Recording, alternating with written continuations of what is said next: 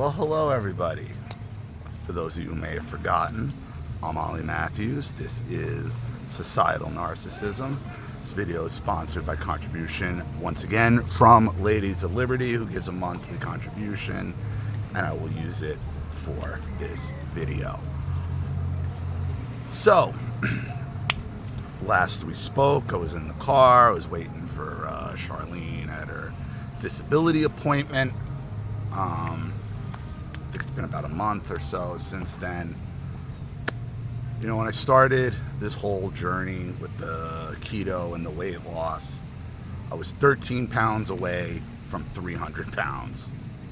Today, I am 13 pounds from being under 200 pounds. I mean, I'm 212 pounds even this morning. So that's 75 pounds in about 4.5 months. So everything's going really well. I was hoping to be under 200 by now, but I mean, that might have been a little bit unrealistic, but everything is just going very well. You know, physically, my health, my physical health, my mental health is always been, you know, it's always been a work in progress, as with everybody who follows the channel. I'm down by the water. You know, it's beautiful.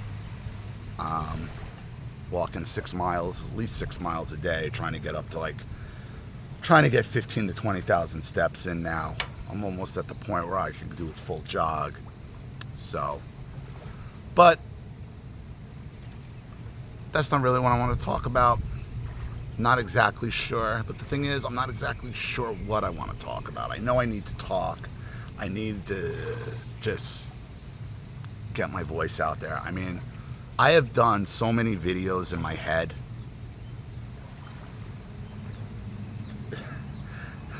The last year, really. I mean, more than that. I mean, I've done so many videos in my head that I have started and stopped so many times on these videos. Like, I don't even know how many times I've even started and stopped this video.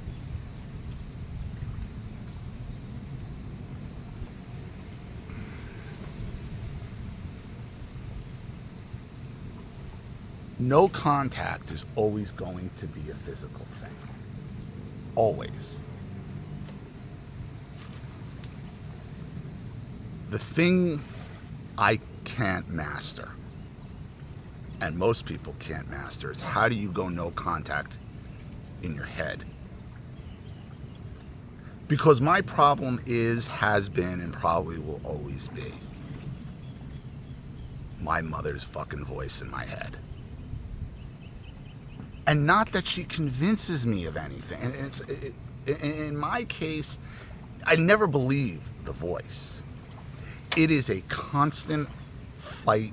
I am constantly fighting with her in my head. Constantly. It's constant conflict. It never fucking stops. See, my father, I went no contact. Me, I could go no contact. I barely even think of him. Have nothing to say to him, don't want to say anything to him. If he wanted to talk to me, he has nothing I would even want to hear from him. Him, my brother, anybody in my family, nothing I remotely am interested in hearing from any of them. Same would have been with my mother, if she was still alive as well.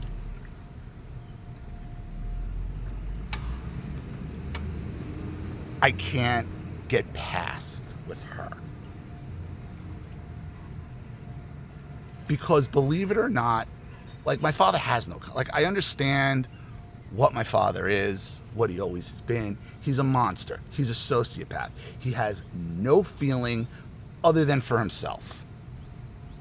Period. Everybody and anything in his life is a pawn.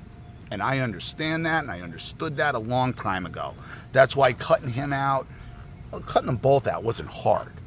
But cutting him out is easier because he doesn't live in my head. I see him for the feckless fucking loser that he is.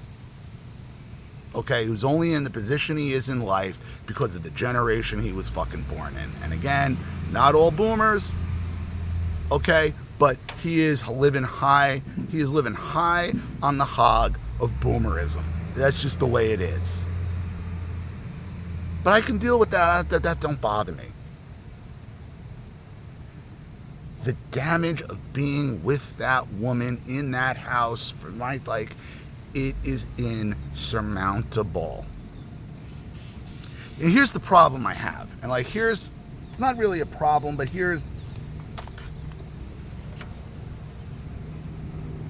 so I gotta work out. I gotta work out. I gotta lose the weight. I'm losing the weight. But at the same time as I'm out here and I'm power walking every morning, okay, and I'm doing it. And when you're exercising, I'm listening to a podcast. I'm usually listening to either Tucker or, I love these long form podcasts. I always liked them, but now they're even better when you're working out for 2-3 hours a day. When you're it's just, you get through them. Tucker, Rogan, even Megyn Kelly, is interesting. Anthony Cumia now is he's got a show now again on regular radio, which is real big. You guys know I follow him. So that's always playing in the background. And it's never lost on me as I'm walking and as I'm doing these exercises, how much, because my mother, if you remember, she used to walk every morning with Anita Guido. My brother coined the I-Team, and that's where, the gossiping and the gossiping about high school girls, about what was going on, just my life being fucking trashed by this woman.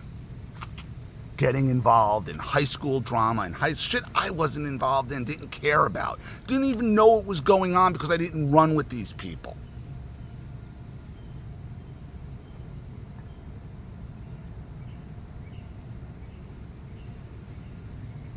And as I'm walking, I would hear my mother's voice, "Oh, this is how I used to walk every day." Yeah, fuck you. You'd go out to fuck. You weren't walking, okay? The bitch wasn't walking to get healthy. I mean, that's what I like. It's just there was no purpose because she never got thinner. She just kept getting fatter and fatter. I mean, but that's what being you can work out all you want. I mean, if you're gonna fucking just booze it up and be drunky the fuck clown, okay, and shovel fucking Tostitos and chase it down with fucking vodka, woo-woos, whatever you call them. You could peel paint with the drinks you would make.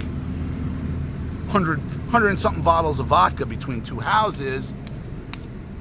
You're not working you're not walking to lose weight. It was all for the gossip. I am so sick of having to have these conversations with myself. I am just, because she's an idiot. I know she's an idiot. She was an idiot. She died a drunk idiot.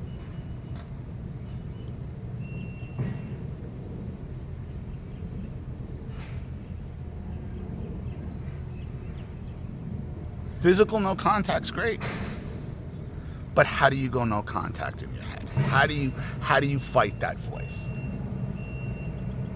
Which is why I say narcissistic abuse is the gift that keeps on giving. Because the only way to do that is then to go through everything that went on in your life. And no, this wasn't my fault. No, you're holding me to an adult standard and I'm fucking 6. Okay? You're blaming me for something that I did. I was 5. And then bringing it up to me again, for the next 35 years.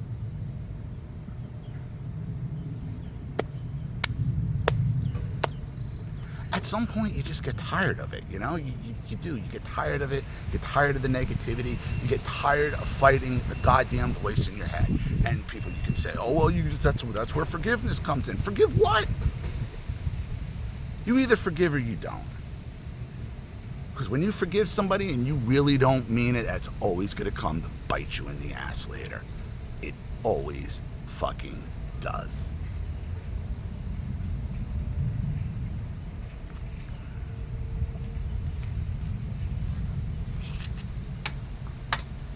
I'll tell you this whole experience has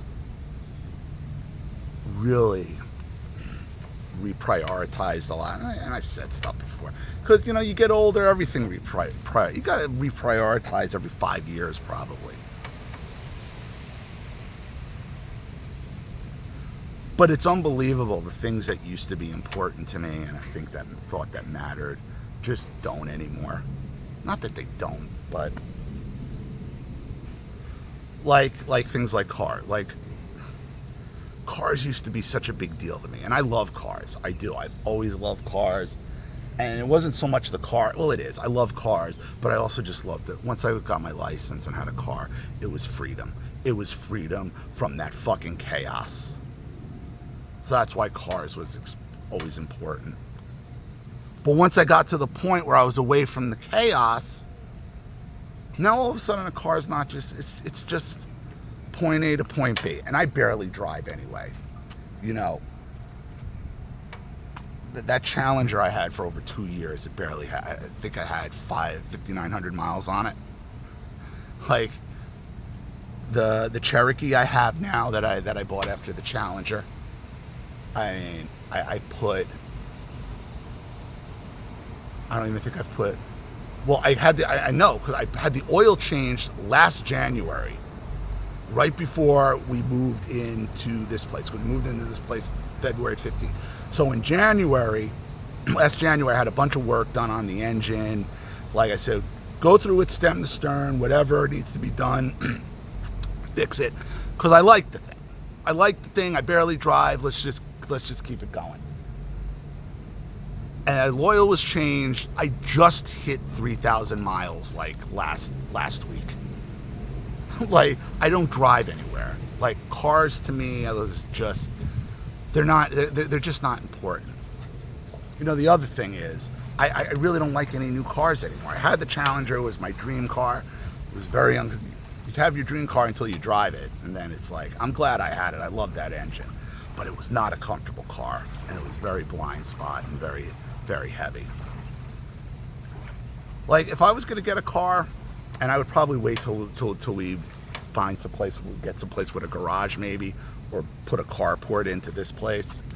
All these new cars, they do nothing for me. And you know what I realized? It's not even the exteriors that I don't like, it's the interiors. They're so boring. Even on these Land Rovers and like even these you got gray, you got brown, you got black. Sometimes you can find a maroon in a BMW, but I've already don't like, BMWs are great until you got to fix them. Screw that. Like, and this is something I think I really want to go with the channel as well, into the culture of like what happened in automobiles. It's such a fascinating subject. Like, I'm looking at cars now and none of the new ones interest me. I want something like from the 80s, or maybe like the early 90s or late 70s, like, like a Lincoln Mark V, a Lincoln Mark VI, like those big, with the bench seats, and you had, the blue carpeting or green and red, and the interiors were like these gorgeous, epic freaking living rooms, and the dashes were like, the Lincolns had like these Cartier speedometer and Cartier clock and Cartier clock, and not even that, like even like a Thunderbird or a Cougar, or like these big sedans, these two-door sedans. Like my grandfather loved those things. He had tons of Lincolns, like, and they were so nice and so big and interesting. Like, and that's what I want. Like, I want something, because I'm not one of these people either that would buy a car and just look at it and watch it. And I want to drive it. Like, I wouldn't drive it maybe necessarily to the mall, but something like I saw this, like, there's a site, Bring a Trailer, that, and I saw, like, I think it was like an 87 Thunderbird with a 302 and a 5-speed and this red interior. Oh, it was gorgeous. Had like 28,000 miles on it.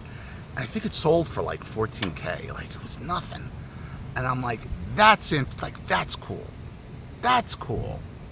Like, something you don't see a lot of, But it wasn't it wasn't a crazy expensive car either when it was out, but it was something. A Regal, but I'm more about the interior at this point. Like, these interiors in these new cars are just terrible. They're just so freaking boring. They're just so boring. I might do a video. I'm gonna, you know what? I am gonna do a video on this. So I'm gonna do a lot of videos on a lot of things, and I know I keep saying that, but I'm at a point now where I feel good. I look a lot better. The other problem, I couldn't stand to look at myself on camera. I was ashamed. I was embarrassed at how I look. I knew what I looked like. I knew how big I was. Well, kind of.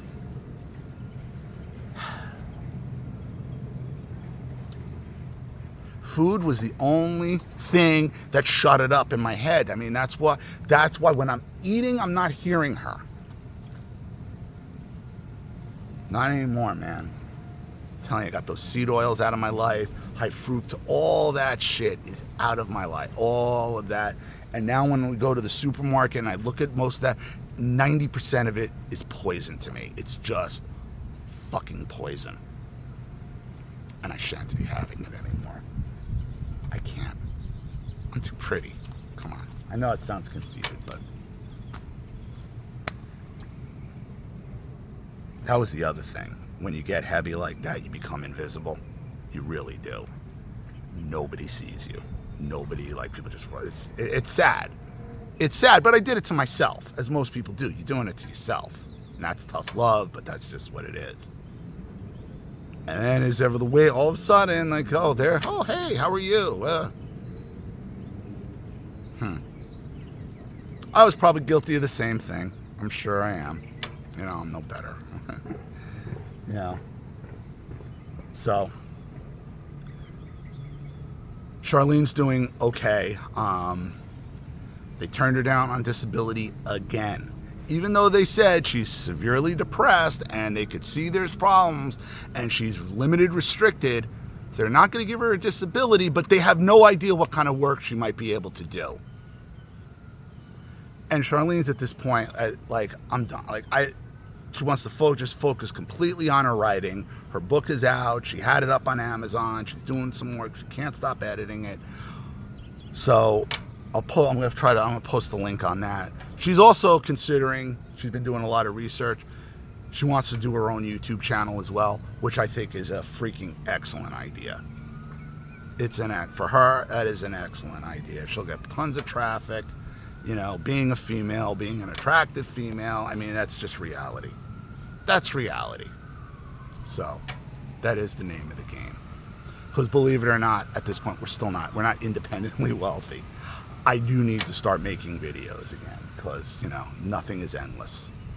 I am very, very fortunate for the position I'm in and the people I have who do believe in me and support me. I make no qualms about that.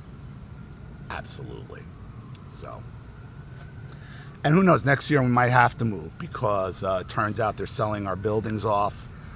I live in townhouses. They're attached. There's 3 of them side by side. They might want to split them up or sell them as a group. If you buy them as a group, they'll be a lot cheaper.